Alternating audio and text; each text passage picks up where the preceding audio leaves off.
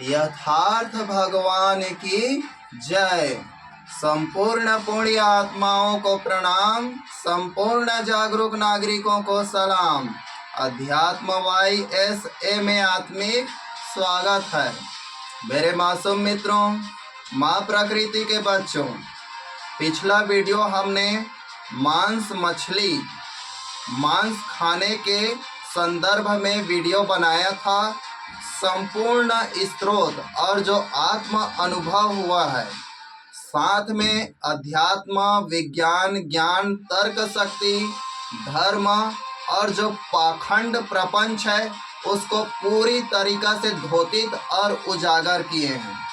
अगर आप उस वीडियो को नहीं देखते तो आपका जीवन में कुछ अधूरा रह जाएगा और प्रत्येक प्राणी को और प्रत्येक धर्म, संप्रदाय, पंथों के लोगों को उस वीडियो को जानना बहुत ज़रूरी है, क्योंकि उसमें जो उत्तर और रहस्य दिया गया है, जो वास्तविक यथार्थ ज्ञान बताया गया है, वह किसी धर्म शास्त्र ग्रंथ और किसी साहित्य में नहीं मिलने वाला और न ही किसी के तर्क के पाला पड़ने वाला है। केवल चिंतन, आत्मबोध एवं वास्तविक चेतना को प्राप्त करने के लिए उस वीडियो को देखिए।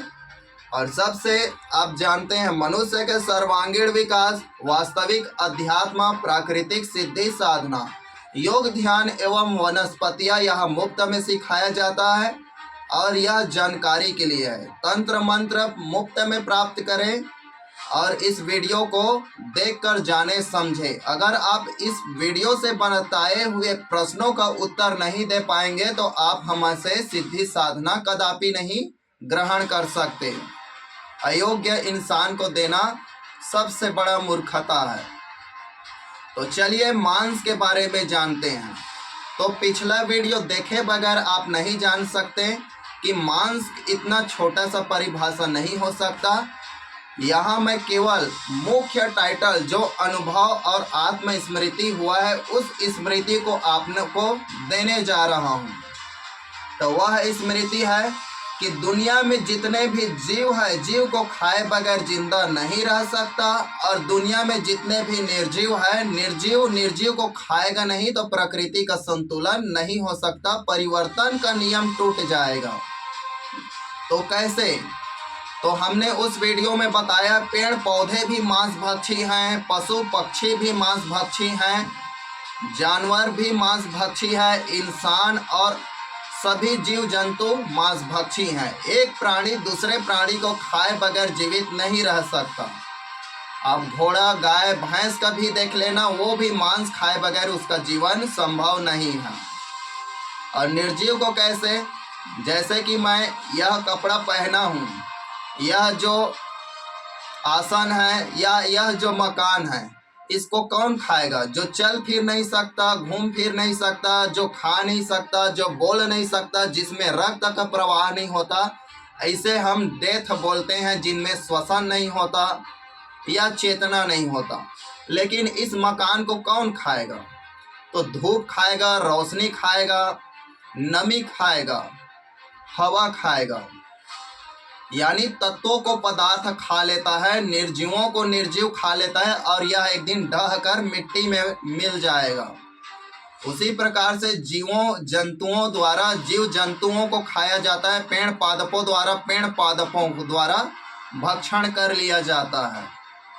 तो प्रकृति के संघर्ष के नियम को आप देख लेना, उस वीडियो में आपको पूर्ण रूप से जानकारी हो जाएगा। और जो हमें आत्म अनुभव हुआ है उसको हम सारांश, जो मूलभूत, जो वास्तविक और यथार्थ है, उसको आपको बताने जा रहे हैं। तो यहाँ पर ध्यान देने योग्य है, प्रकृति में जो ईश्वर है, जो नियामक, संरचनात्मक, जो क्रिएशन शक्ति है, वह अस्तित्व प्रकृति में कोई भी पक्षपात, भेदभाव नहीं किया है। अगर किसी साधु को आग में बैठा दिया जाए तो वह साधु जलेगा ही, और किसी पापी को भी आग में बैठाया जाए वह भी जलेगा। कोई पापी है उसको भी हवा सांस देगा, कोई पुण्यात्मा है उसको भी हवा सांस देगा। पानी पापी को भी भिगाएगा, पुण्यात्मा को भी भिगाएगा। भ्रम में मत रहना कि कोई किसी पे ईश्वर पक्षपात करता है। यह कपोल और तुम्हारे पाखंडी तथाकथित महाराजों ने लिखा है और उनके झूठा और मिथ्या को हकीकत मानकर आप अपना जीवन बर्बाद कर रहे हैं। तो चलिए मूल शब्द पर बताता हूँ। प्रकृति में ईश्वर है और ईश्वर के बारे में एक वीडियो बनाएंगे। मैं पहले नहीं मानता था, लेकिन जीवन संभव ही नहीं है ईश्वर के बगैर। इस चीज़ के बारे में हम आपको डिटेल से बनाएंगे। अब यहाँ पर जीवों की उत्पत्ति के बारे में देखते हैं। विज्ञान मानता है प्रोटोवायरस, वायरस, बैक्टीरिया, सूक्ष्म जीव, कीटाणुओं से एक कोशिकीय जीव, बहुकोशिकीय जीव, बहुकोशिकीय जीव से जटिल जीव और जटिल जीव से अति जटिल जीव, ऐसे करते करते यह पूरा जैव चक्र का निर्माण हुआ है। मतलब ईश्वर ने किसी भी प्रकार से पक्षपात भेदभाव नहीं किया है। बात थोड़ा गहरा है और सूक्ष्म है। जब मैं ध्यान किया और गहन ध्यान किया तो लगातार 6 महीनों के ध्यान से हमें जीवन की उत्पत्ति को देखना ही है। तो हमने उस चीज़ के बारे में जाना, तो उस चीज़ को जाने और अनुभव हुआ, उसको हम वीडियो में बताएंगे। मगर जब अनुकूल समय आप योग्य होंगे उस दिन वीडियो डालेंगे। अब हम यहाँ पर यही बताते हैं कि ईश्वर ने प्रकृति में 2 प्रजातियां बनाए हैं, सिर्फ केवल 2। एक काष्ठीय और दूसरा मांसीय। एक पेड़ पौधे वनस्पति, दूसरा जीव जंतु प्राणी। 2 के बगैर तीसरा नहीं है। तो मांस मछली क्यों नहीं खाना चाहिए एक प्राणी को? तो एक ही हम जितने भी मांस से बने हुए शरीरधारी हैं, जीवधारी प्राणी हैं, वह हमारे पूर्वज एक ही है। एकांकी परमाणु से पूरा ब्रह्मांड पृथ्वी बना है ना, उसी प्रकार से एकांकी एक कोशिकीय जीव से समस्त जीवों का निर्माण हुआ है। तो फिर बंदर, पक्षी, सांप, मेढक, उभयचर, जलीचर, मछली, ये सारे जीव कैसे बना, ये तो अलग अलग है। तो हमें यह प्रकृति के संघर्ष अनुकूलन, बाबा डार्विनवाद के बारे में जानना समझना बहुत जरूरी है। डार्विनवाद एक विज्ञान ही नहीं, डार्विनवाद इस दुनिया का सबसे बड़ा अध्यात्मवाद है। लोगों की नज़र में वह केवल विज्ञान है, लेकिन विज्ञान नहीं, विज्ञान अध्यात्म का एक हिस्सा है, जिस अध्यात्म को वह साबित और प्रकट करके उसको उजागर करता है और प्रमाणित करता है। विज्ञान अध्यात्म कोई अलग नहीं है। तो मैं यही बताने जा रहा हूँ कि जितने भी जीव है उस जीव का वंशज एक है और जितने भी पादप है उसका वंशज एक है। इस अनुभव को हालांकि कोई भी धर्मशास्त्र किसी ने इस प्रकार से नहीं बोला है, इसीलिए मांस मछली एक प्राणी अपने ही प्रजाति का नहीं खाना चाहिए। आज हालांकि अलग प्रकार के प्रजाति है, लेकिन सभी जीवधारी है, उसके वंशज एक है। भले बंदर है, पक्षी है, भेड़ है, बकरी है, इंसान है, हाथी है, घोड़ा है, चींटी है, सर्प है, यह हमारे सारे जीवों का जो वंशज केवल एक है। इस बात को आप गहरे तौर पर जब तक ध्यान नहीं कर पाएंगे, जीवन की खोज को नहीं जानने जाएंगे, तब तक आपको पता नहीं चल पाएगा। तो एक प्रजाति अपने ही प्रजाति को नहीं खा सकते और दूसरा प्रजाति पेड़ पौधे दूसरे प्रजाति को खाता है। कैसे? तो आप देखना, पेड़ पौधे भी मांसाहारी है, गाय, भेड़, बकरी, जितने भी चौपाया पशु है यह भी मांसाहारी है, मनुष्य भी है। यह एक मिथ्या और भ्रम है। तो मांस 2 मिलियन वर्ष इंसान खाना चालू किया, मतलब 20 लाख वर्ष पहले से, और इंसान पहले मांसाहारी था। उससे पहले क्या था, पूरा वीडियो 2.5 घंटे का देखना और समझना। तो यहाँ पर एक सांकेतिक रूप से बता रहा हूँ मैं कि जीवों का व्युत्पत्ति विकास तो आज धरती में विभिन्न प्रकार से प्राणी और प्रजाति दिखाई देता है। तो ईश्वर ने इस प्रकार से पक्षपात भेदभाव नहीं किया था, यही उत्तर बताने जा रहा हूँ। जैसे हमारे इंसानों का पूर्वज होमिनिन था, होमिनिन होमोसैपियंस बंदर से, लेकिन आज बंदर अलग हो गया और इंसान अलग प्रजाति। तो कैसे हुआ? आज बकरी अलग है और जिराफ क्या है, अपने आप को अपडेट अनुकूल किए तो अलग हो गया। बरगद और पीपल आज अलग है, लेकिन कंटीला पौधा प्रकृति में नहीं था। वाष्पोत्सर्जन रोकने के लिए उसने पत्तियों को सिकोड़ा और कंटक बन गया, आज कांटे वाले पौधे बन गए। उस समझ में आ रहा है।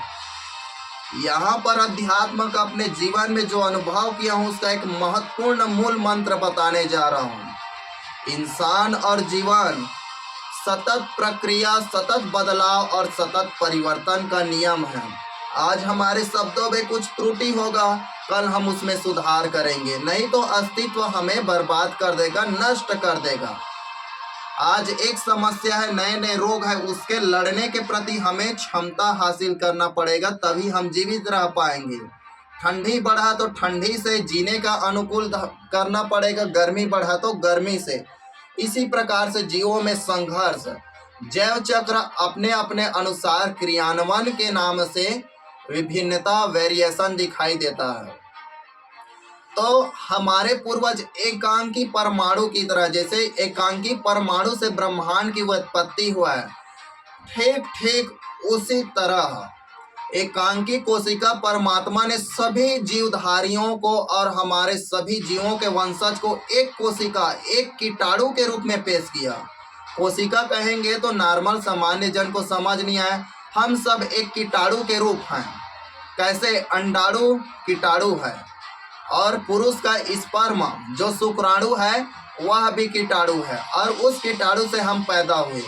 जैसे पीपल का एक छोटा सा बीज होता है, एक छोटे से लीख इतना रहता है, लीख माने एक धूल के कण जैसे, और उस एक छोटे से धूल के कण जैसे बीज में एक विशाल बीज, एक विशाल वृक्ष का निर्माण होता है।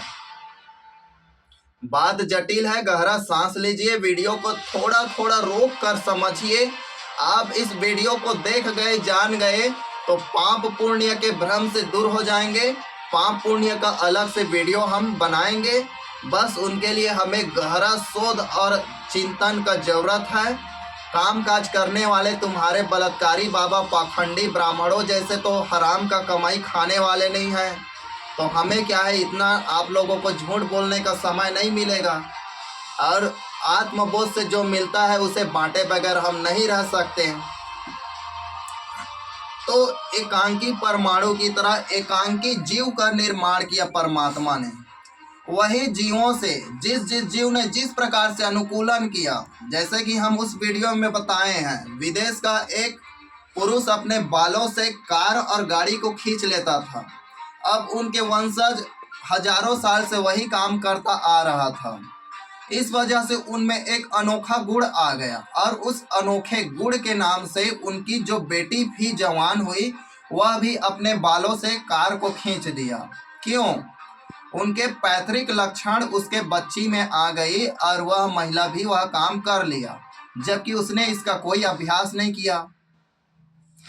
ठीक उसी प्रकार से जब एक एक कीटाणु बनाए, परमात्मा ने सभी को समान रूप से बनाया था, सभी प्राणियों को समान कोशिका बनाया था, सभी जीवों को, कीटाणुओं को एक जैसे बनाया था। लेकिन उन्हीं कीटाणुओं ने अपने आप को अलग अलग अपडेट, अलग अलग अनुकूलन, अलग अलग क्रियान्वयन, अलग अलग गतिविधि, अलग अलग अनुकूलन अपने आप में विकसित किया।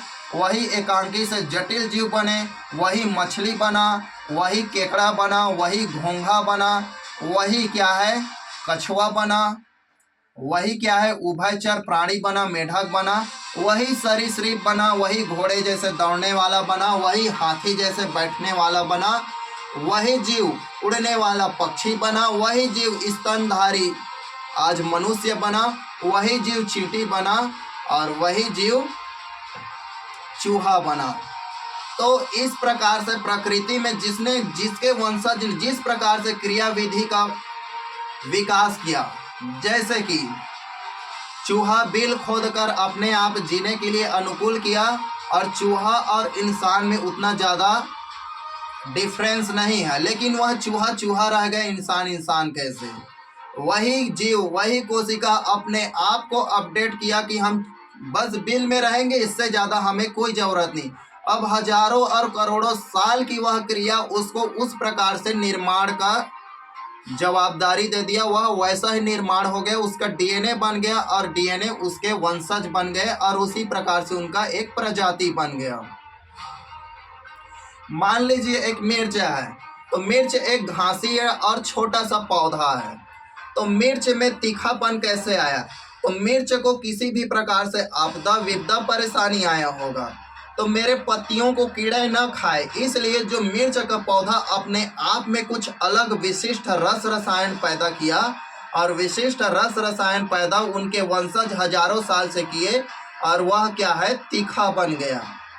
विज्ञान में एक महत्वपूर्ण प्रश्न आता है, मिर्च तीखा क्यों होता है? सबका सर घूम जाता है और चक्कर आता है।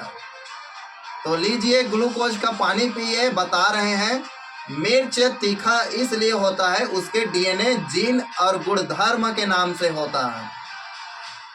जैसे कि यही अध्यात्म कार्य मैं कर रहा हूँ, यह हजारों हजारों साल से मान लीजिए मेरे वंशज किया होता, तो ऑटोमेटिक उसके डीएनए के माध्यम से मुझे मिल जाता। जैसे गद्दार ब्राह्मणों में के पूर्वज हजारों हजारों साल से बलात्कार करते आ रहे हैं, रेप करते आ रहे हैं, हराम का कमाई खाते आ रहे हैं, कपोल और झूठ कथाएं लिखते आ रहे हैं, अंधविश्वास और मानव जाति पात ऊंच नीच भेदभाव छुआछूत का फैला रहे हैं। अब आप उस ब्राह्मणों को समझाएंगे तो वो सुधारने वाला नहीं, क्योंकि उनके डीएनए में है मक्कारी हरामपन।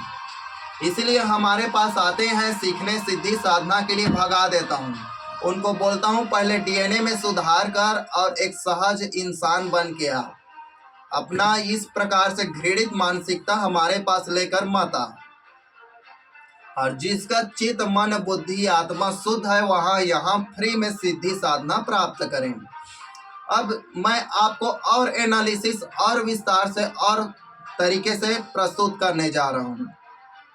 जैसे कि हम हाथों से जमीन नहीं खोद सकते, लेकिन हजारों साल से हाथों पर खुदाई करते थे, तो हमारा हाथ लोहे की तरह मजबूत होता था, और मजबूत होने के नाम से हमें खुदाल खुचनी उचनी या अन्य प्रकार से नहीं, सारे काम हाथ से होते थे, क्योंकि हाथों में उस प्रकार से अनुकूलन आ जाता था, उस प्रकार से सामर्थ्य शक्ति आ जाता है।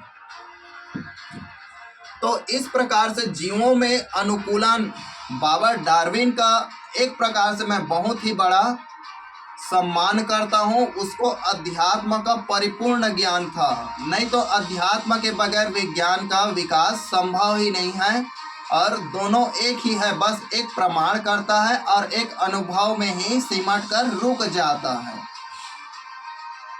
तो जितने भी जीव का वंशज केवल हम एक कोशिका है, इसका एक उदाहरण देते हैं। परमात्मा ने हवा सब के लिए बना है, जो सांस मैं छोड़ रहा हूँ उसे आप ले रहे हैं, आप छोड़ रहे हैं उसे मैं ले रहा हूँ, उसी को पेड़ पौधे ले रहे हैं, उसी को मछलियाँ ले रहा है, उसी को सभी ले रहा है। और मान लीजिए एक पुण्यात्मा है, उसको नदी में डुबाकर मारा जाए वह भी मर जाएगा, और दुष्ट इंसान को भी पानी में डुबाकर मारेंगे तो वह भी मर जाएगा। पुण्यात्मा को भी पानी पिलाएंगे वह भी जी जाएगा प्यासे से, और दुष्ट इंसान को पानी पिलाएंगे वह भी जीवित हो जाएगा। यहाँ ईश्वर कोई पक्षपात नहीं बनाया, और यहाँ आप सबको मैं गारंटी और दावे के साथ बोलता हूँ, दुनिया के समस्त वैज्ञानिकों को भी मैं दावा करता हूँ कि बंदर, हाथी, घोड़ा, पक्षी, छिपकली, सांप, मनुष्य, गोरिल्ला, इन सब को ईश्वर ने नहीं बनाया। अध्यात्म वाले को मैं साफ साफ बोल रहा हूँ कि ईश्वर ने इस प्रजाति को नहीं बनाया, इसने अपने आप को अपडेट किया, अनुकूल किया, अपने आप का संरचना स्वयं किया। हजारों हजारों के सतत निर्माण, सतत विकास, सतत अनुकूलन के वजह से इसमें वेरिएशन, विभिन्नता आया, और यह आज हमारे सामने विभिन्न प्राणी के रूप में प्रस्तुत है। अब वैज्ञानिकों को भी बोलता हूं कि घोड़ा, हाथी, ये जितने भी बंदर, चिंपांजी, कीड़ा, चाटी, मकोड़ा, पक्षी, इसको प्रकृति ने इसका रचना नहीं किया है, इसने खुद अपना निर्माण और रचना किया है। तो गुरुजी आप ये क्या बोल रहे हैं? तो जी हाँ, आपको परमात्मा ने बिना पक्षपात रहित केवल एक कीटाणु बनाया था, और उस कीटाणु से जिनके जिनके वंशज जिस प्रकार से अनुकूलन किए, जिस प्रकार से विकास किए, जिस प्रकार से अपने आप को अपडेट किया, उसी प्रकार के उनका नस्ल क्या है, छंटाई होते होते, उनमें सुधार होते होते सतत प्रक्रिया के तहत आज वर्तमान प्रजाति है। जैसे कि मनुष्यों की उत्पत्ति पृथ्वी में हुआ, और पृथ्वी ग्रह को छोड़कर किसी अन्य ग्रह में रहेंगे, तो पृथ्वी के वातावरण से वह अन्य वातावरण में जा रहा है, तो वह क्या है, एक अलग प्रजाति बन जाएगा। जैसे पृथ्वी का गुरुत्वाकर्षण चंद्रमा में इसका 6 गुना कम है, यानी 1 किलो चंद्रमा से कोई पदार्थ पृथ्वी में आए तो वह 6 किलो हो जाएगा। तो उस प्रकार से वहाँ ग्रेविटी कम है, तो वहाँ के इंसान भीमकाय और बड़े आकार के हो जाएंगे। तो उस वातावरण में पलने और अपने आप को अपडेट अगर इंसान कर पाए, अपने आप को अनुकूलन कर पाए, तो वह हमारे पृथ्वी ग्रह के इंसानों से अलग हो जाएगा। तो वह इंसानों के प्रजाति से हो सकता है बंदर जैसे कुछ हो जाए, या हाथी और शेर जैसे दोनों हाइब्रिड जैसे हो जाए, या कुछ अन्य, तो वह एक अलग प्रजाति बन जाएगा।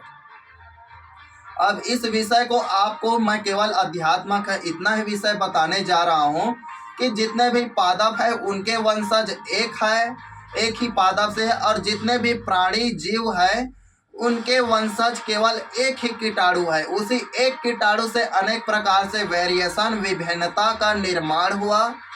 अब बस इतना ही सारगर्भित बात है, आप समझिए। योग ध्यान मुफ्त में सिखाया जाता है, अमल कीजिए, ध्यान कीजिए। थोड़ा कठिनाई लग रहा होगा, और विस्तृत से व्याख्या करें तो पूरा दिन निकल जाएगा। तो हमें मांस मछली क्यों नहीं खाना चाहिए? तो अलग अलग बुद्ध ने भी बोला है, महावीर ने बोला है, कबीर ने बोला है, बाबा ओशो ने बोला है, अनेक प्रकार से। ओशो बाबा कहते हैं मांस देखने से खाने का मन नहीं लगता, और फल फूल खाने का मन लगता है, इसका प्रकृति है, ऐसे बताया है शास्त्रों या फिर महासंतों ने इस प्रकार से बताया है, जैसा अन्न वैसा मन। जिस प्रकार से खाते हैं, हमारे शरीर में प्राणी में हिंसक और अनेक प्रकार से दुष्ट भावनाएं, कुभावनाएं, तामसिक प्रवृत्ति बढ़ जाता है, इस वजह से नहीं खाना चाहिए। तो दुनियादारी को हटाइए। केवल मैं इस चीज़ों के बारे में कहीं पर इसका उल्लेख नहीं है। मैं एक ही जानता हूँ कि जितने भी प्राणी जीवधारी है सब समान है, और सभी के वंशज एक है। इसलिए अपने प्राणी, अपने भाई और अपने वंशज, अपने जो जीव है, तो अपने ही जीवों का मांस नहीं खाना चाहिए। पेड़ पौधे खाने से भी पाप है, और पेड़ पौधे भी जीव है, उसको भी तोड़ने पर दर्द होता है, उसमें भी कोशिका द्रव्य होता है, उसमें भी खून होता है, बस खून का अंतर है। मनुष्य का खून लाल होता है, पेड़ पौधे का खून छिपछिपा, जिसको लासा बोलते हैं। कई सांप का खून पानी जैसे होता है, कई सांप का खून दूध जैसे दुधिया होता है। पेड़ पौधे में भी चिपचिपा होता है, वह भी उसका खून लसिका है। तो हमें यह दिखाई नहीं देता क्योंकि प्राणी चल सकता है, फिर सकता है, बोल सकता है, मिमिया सकता है। उनके दुख दर्द संवेदना या उनके गतिविधि को हम देखते हैं, तो हमें उनको जानने समझने में अनुभव होता है कि इसको दुख और दर्द तकलीफ हो रहा है, उसको जीने का इच्छा है। अब इस चीज़ को, इस संवेदना हमारे अंदर घुस जाता है, तो इस प्रकार से उसको खाने में पाप मानते हैं। मगर आपका संवेदना और विकसित होए तो आप पेड़ पौधे, फल फूल, वनस्पति या अन्य उत्पाद है, प्राकृतिक चीज, उसको भी खाने में दर्द दुख तकलीफ होगा। क्यों? वो भी जीवधारी है, उनकी भी इच्छा है। मान लीजिए एक आम का पेड़ है, वह 5000 फल फला है। उस 5000 फल में किसी ने 4500 फल तोड़ दिए, 500 फल बचा। 500 फल को किसी और ने डंठे मारकर उसको झाड़ झाड़ कर गिराकर तोड़ दिया। अगर और सूक्ष्म देखा जाए तो पेड़ का भी इच्छा और कामना होगा कि नहीं होगा? कि मैं भी एक पेड़ हूँ, मेरा भी वंशज आगे बढ़े और मेरे जैसे और कोई मेरा बच्चा जो फल है वह भी धरती में उगे और दुनिया को फल भूत दिए। जैसे आप बोलते हैं कि मेरा 2 बच्चा हो 3 बच्चा, उसी प्रकार से और सूक्ष्म पर देखा जाए तो वह आम का पेड़ भी इच्छा जारी करेगा कि इस पूरा मैदान दिख रहा है, यहाँ पर मेरे वंशज और पेड़ पौधे छा जाए। एक पेड़ हो उसके बाद फल गिरे, वह पेड़ फिर जगे, फिर फल गिरे, उसके बाद फिर जगे, ऐसे हमारा एक परिवार बन जाए। मगर आपको वह अलग प्रजाति इसलिए दिखाई नहीं दे रहा है। तो 1-2 फल भी बच जाता है, उसको पक्षी खा लेता है, और 1-2 रहता है उसको छोटे छोटे बच्चे लोग भी चढ़कर तोड़ देता है। अब बताइए उसका 5000 फल में 5 फल भी उसमें नहीं बच पाता, उसको भी तोड़कर खा दिया जा रहा है। तो देखिए कितना अत्याचार अन्याय हो रहा है, एक दृष्टि से देखे और समझे तो। मगर प्रकृति में ऐसा नहीं है। अब मान लीजिए हिरण को शेर खा रहा है, तो इसमें ईश्वर ने रचना किया है बोलोगे वह भी गलती है, और शेर पापी है या मांसाहारी है बोलोगे वह भी गलती है। इसके जिम्मेदार हिरण खुद है। क्यों? हिरण के वंशज उस प्रकार से अपने आप में कस्तूरी का खुशबू का डेवलप किया, आकर्षण सौंदर्य का डेवलप किया, और उसने अपने शरीर में अच्छा रस रसायन गुणधर्म सबसे पौष्टिक मांस का उसके पूर्वज जो वंशज है उसने उस प्रकार से किया। लेकिन जो शेर के वंशज है उसने अपने शक्ति में बढ़ोतरी किया, अपने आप को शक्ति में अपडेट किया, अपने शरीर को रोएं से भर दिया धूप गर्मी से बचने के लिए, अपने शरीर में दौड़ने का दहाड़ने का ताकत में सामर्थ्य किया। जैसे कि एक इंसान के वंशज हजारों हजारों साल से कुंफू कराटे किया जाए तो वह 10 फुट हवा में उड़ेगा। अब अगर कोई इंसान उसको हरा नहीं पा रहा है, लड़ाई में उससे जीत नहीं पा रहा है, और वह इंसान गलत है, और कोई इंसान सही साधा सीधा साधा है, और उसको कुंफू मास्टर जो है या समुराई योद्धा मान लीजिए आँख में पट्टी बांधकर हजारों के सैनिकों को पे अपने आँख में पट्टी बांधकर लड़कर मार काट दे रहा है। अगर समुराई योद्धा या कुंफू मास्टर क्या है गलत है, और कोई इंसान उससे हार जाता है तो उसमें पाप पुण्य का कोई लेना देना नहीं। क्यों? उसके वंशज ने हजारों साल से वह काम किया और उसका गुणधर्म शक्ति उसमें आया, और जो शक्तिशाली है वह कमजोर को मारेगा काटेगा। हमेशा से प्रकृति में यही होता आ रहा है। तो उसमें पाप पुण्य से लेना देना नहीं, पाप तो जो हारने वाला है उसका है। क्यों? और उनके वंशजों का है। उसने ऐसा कोई कार्य ही नहीं किया कि वह सही है उसके बाद भी उसको हरा पाए। इसी प्रकार से भारत में अनेक प्रकार के धर्म आए, अनेक प्रकार से जिनने लोगों को समानता और एक जैसे ईसाई में आप मिल गए तो ईसाई में समानता मिल गया। अब ईसाई मुस्लिम में भी सब में समानता हो जाता, लेकिन हिंदू धर्म में हजारों हजारों साल से आप लोगों को घृणित और शोषण किया है, और आपके दिमाग में छाप दिया गया है। चने की झाड़ में चढ़ाकर आप लोगों को गुदगुदाया बहलाया फुसलाया जा रहा है, तुम महान हो पराक्रमी हो, ऐसा है वैसा है। लेकिन जब देखा जाए इतिहास तो हिंदू धर्म सबसे ज़्यादा निष्कृष्ट, सबसे ज़्यादा डरपोक और सबसे ज़्यादा कायर और बुज़दिल है।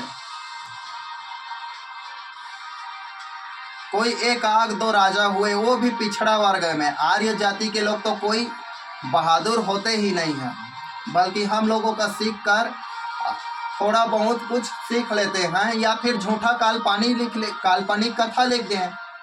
जैसे कि कोई ब्राह्मण बहादुर नहीं है तो शिवाजी का बहादुरी को देखकर उससे भी ज़्यादा बहादुरी वाला कहानी लिख दे, उसको मेहनत करने का कोई ज़रूरत ही नहीं है भाई, और लोग उसको सही और हकीकत मान लेंगे। जैसे आल्हा उद्दल का काल्पनिक कथा, आल्हा उद्दल था लेकिन 14.5 किलो का तलवार नहीं था। महाराणा प्रताप के पास 100 किलो का भाला उठाने का सामर्थ्य नहीं था, तो गपोड़ और काल्पनिक कथा लिखिए। महाराणा प्रताप मेरे जैसे बैठे बैठे 5 फुट के शिवलिंग में ऐसे जल का अभिषेक करता था, पूजा करता था, लोग मान गए। तो जब वो बैठे बैठे 5 फुट है तो खड़े होने में उसका कम से कम 10 फुट ऊंचाई तो रहा होगा। तो जानबूझकर झूठा काल्पनिक कथा लिखा जाता है जिसको लोग सही मानते हैं। मैं भी उस समय कक्षा 12वीं 2014 में था, तो उसको पढ़ा तो आश्चर्य में पड़ गया। लेकिन उस समय मान लो भाई हमारे महापुरुष है तो मान लिए। हमने तो कॉलेजों में पढ़ाई किया तो खूब लड़ी मर्दानी और झांसी वाली रानी थी सीरियल आता था और उसको देखकर मान लिया, क्योंकि शंका करना ही नहीं है। और झलकारी बाई क्योंटी लड़की युद्ध लड़ा, तो यह क्या है, महारानी था जो झलकारी बाई, वह तो साग सब्जी खुद पकाने नहीं जानता, सब्जी काटने नहीं जानता, तलवार कैसे चला लेगा। थोड़ा बहुत सीख ली है लेकिन युद्ध तो लड़ा नहीं है। तो मिथ्या से बचिए, हमें इस किसी को नीचा दिखाने और किसी को बड़ा दिखाने से कोई मतलब नहीं है। तो हजारों हजारों साल से अनुकूलन अपडेट के नाम से